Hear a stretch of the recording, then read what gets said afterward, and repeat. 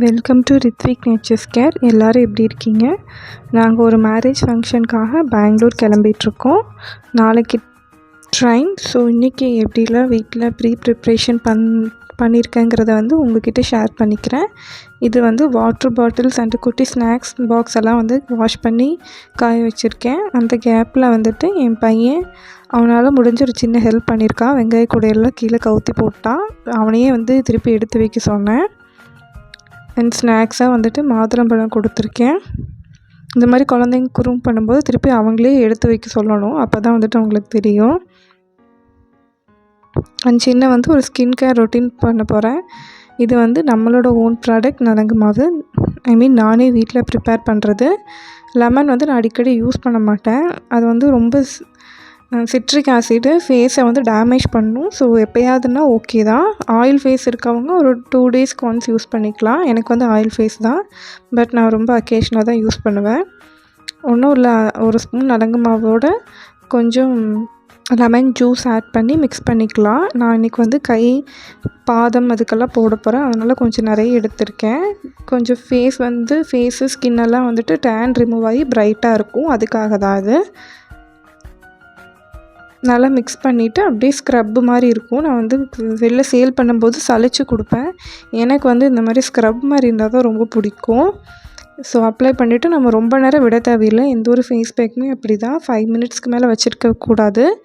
நான் அப்ளை பண்ணிவிட்டு ஒரு 2 மினிட்ஸ்லேயே வந்துட்டு குளிச்சிடுவேன். அப்படி இல்லைன்னா நம்ம குளிக்கல ஈவினிங்னா ஃபேஸ் வாஷ் பண்ணிக்குவேன். இந்த ஐப்ரோஸ் பக்கத்தில் ஃபோர்ஹெட் அங்கெல்லாம் வந்துட்டு போட தேவையில்லை. பிகாஸ் மஞ்சள் சேர்த்துருக்கனால பேபி ஹேர்ஸ் எல்லாம் வந்துட்டு ரிமூவ் ஆக சான்ஸ் இருக்குது. அதனால தான் இப்போ நான் ஊற வச்சு கைக்கெல்லாம் தேய்ச்சிருக்கேன். தேய்ச்சி வாஷ் பண்ணிவிட்டு வந்துட்டேன். நல்லா மணமாக இருக்குது. டெய்லியுமே வந்துட்டு இதை தான் என்னோடய skin care routine. But lemon add பண்ண மாட்டேன். அதுக்கு பதிலாக ரோஸ் வாட்டர் இல்லை ப்ளைன் வாட்டர் அந்த மாதிரி மாற்றி யூஸ் பண்ணிப்பேன். ஈவினிங் வீடெல்லாம் கூட்டி விட்டுட்டு சாமி கும்பிட்டுட்டு துணி துவைக்கணும். ஸோ வாஷிங் மிஷினில் துணியெலாம் லோட் பண்ணிகிட்ருக்கேன். கூட்டுறது வந்துட்டு ஈவினிங் அப்படின்லாம் கிடையாது. ரித்து வந்து குப்பை பண்ணிக்கிட்டே இருப்பான், நான் கூட்டிக்கிட்டே இருப்பேன். அதுக்கு வந்து ஒரு எண்டே கிடையாது. ஒர்க் வந்து கரெக்டாக இருக்கும். கொஞ்சம் நேரம் கூட ரெஸ்ட் எடுக்க முடியாது. ரெஸ்ட் எடுக்கலான்னு உட்காந்தா வந்து கூப்பிடுவான். ஊருக்கு போகணுங்கிறதுக்காக அப்பப்போ கிடைக்கிற டைம்லலாம் போய் பேக் பண்ணி வச்சிட்ருக்கேன். இதுதான் வந்து பேக் பண்ணியிருக்கேன். எங்கள் 3 பேர்த்துக்குமே 2 நாள் தான். ஸோ இது எனஃபாக இருக்கும். அண்ட் நைட் வந்து பாஸ்தா தான் பண்ணலான்னு எடுத்திருக்கேன். பாஸ்தா பர்ஃபெக்டாக வர்றதுக்கு நான் சொல்கிற மாதிரி ஃபாலோ பண்ணுங்கள். தேவையான அளவுக்கு தண்ணி எடுத்துகிட்டு கொஞ்சம் உப்பு ஆயில் சேர்த்து வேக வச்சுக்கலாம். பாஸ்தாவை ஒரு 5 மினிட்ஸ் வேகட்டும். நீங்கள் எடுத்துருக்க பாஸ்தாவை பொறுத்து நீங்கள் அப்பப்போ எடுத்து கொஞ்சம் லைட்டாக நீங்கள் ஸ்மாஷ் பண்ணி பார்த்தீங்கனாலே தெரியும். சாப்பிட்ற பதத்துக்கு வந்துருச்சுன்னா நம்ம எடுத்து வடிகட்டிடலாம். என்னோடய வந்து கொஞ்சம் ஹார்டாக தான் இருந்துச்சு. ஸோ 5 மினிட்ஸ் ஆச்சு ஃபுல்லாக குக் ஆகிறதுக்கு. குக் ஆன உடனே நம்ம அப்படியே எடுத்து வடித்து ஒரு பிளேட்டில் வந்து மாற்றி வச்சுக்கலாம். பட் பக்கத்தில் இருக்கணும். சம்டைம்ஸ் வந்துட்டு கீழே அடி பிடிக்கிற மாதிரி ஆயிரும். ஸோ நம்ம கிளறி விட்டுக்கிட்டு பக்கத்தில் இருக்கலாம்.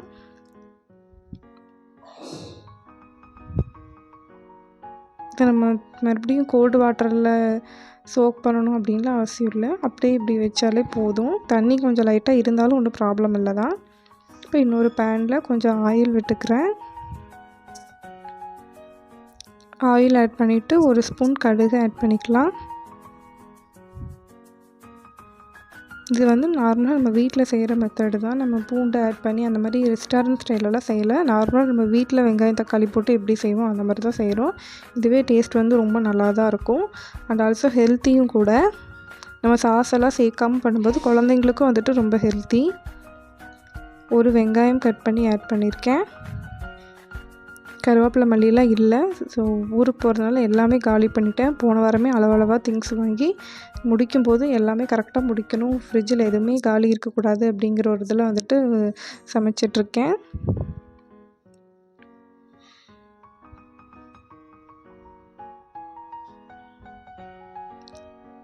இந்த சோயா சாஸ் சில்லி சாஸ் இதெல்லாம் ஆட் பண்ணும்போது டேஸ்ட் நல்லா தான் இருக்கும். பட் அவ்வளோவா வந்து ஹெல்த்தி கிடையாது. நம்ம அதுக்கு ஆல்டர்னேட்டிவாக வந்து ஒரு 2 தக்காளி, 2 இல்லை 3 தக்காளி, ஒரு வரமிளகாய் வந்து நம்ம பியூரி மாதிரி அரைச்சி இதில் சேர்த்துக்கலாம். அதுவே வந்துட்டு டேஸ்ட் பர்ஃபெக்டாக இருக்கும். சாப்பிட்டாலும் வந்துட்டு எந்த ஒரு சைடு எஃபெக்ட்டும் இருக்காது. மெயினாக அதுதான் சொல்லணும்னு நினச்சேன். இப்போ வெங்காயம் தக்காளி ஆட் பண்ணியிருக்கோம் இல்லைங்களா, இது நல்லா வதங்கட்டும். அடுப்பு வந்து மீடியம் ஃப்ளேமில் வச்சுக்கலாம்.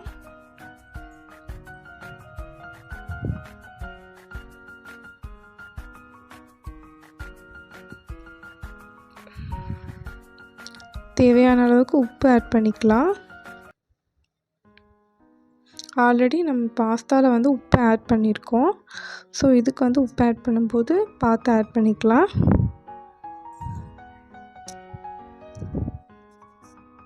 நான் சும்மா சின்ன ஒரு கடையில் இந்த நூடுல்ஸ் மசாலான்னு ஒன்று விற்றுட்ருந்தாங்க.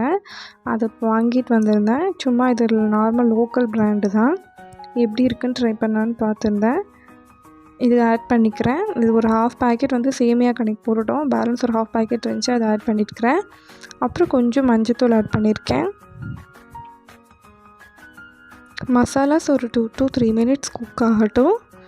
நான் கொஞ்சம் தண்ணி ஆட் பண்ணியிருந்தேன். கொஞ்சம் நல்லா ட்ரையான மாதிரி இருந்துச்சு. அதனால் மசாலாஸ் குக் ஆன உடனே நம்ம குக் பண்ணி வச்சுருக்க பாஸ்தாவை ஆட் பண்ணி ஸ்லோ ஃப்ளேம்லேயே ஒரு 5 மினிட்ஸ் நம்ம மிக்ஸ் பண்ணிகிட்டே இருக்கலாம். அப்போ தான் இதோட இந்த மசாலாவோட ஜூஸினஸ் எல்லாமே அந்த பாஸ்தாக்குள்ளார இறங்கும். நம்ம ஹை ஃப்ளேமில் வச்சு எடுக்கும்போது பாஸ்தா வந்து மேலே நல்லாயிருக்குமே தவிர பட் உள்ளார வந்து டேஸ்ட் இருக்காது.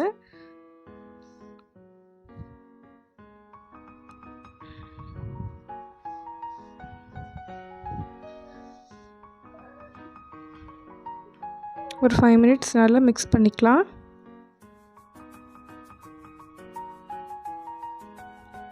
தண்ணி அந்த மசாலாஸ்லாம் நல்லா வற்றின உடனே ஹை ஃப்ளேமில் வச்சு நம்ம மிக்ஸ் பண்ணிக்கிட்டே இருக்கலாம். இந்த மாதிரி ட்ரை பண்ணி பாருங்கள், ரொம்ப டேஸ்ட்டாக இருக்கும். அதாவது மசாலாஸ் இறங்கினதுக்கப்புறம் ஹை ஃப்ளேமில் ஒரு 5 மினிட்ஸ் வச்சு நல்லா மிக்ஸ் பண்ணிக்கிட்டே இருந்தோம்னா பாஸ்தா ரொம்ப சூப்பராக வரும். அவ்வளோதான், நம்ம பாஸ்தா வந்து ரெடி ஆயிடுச்சு.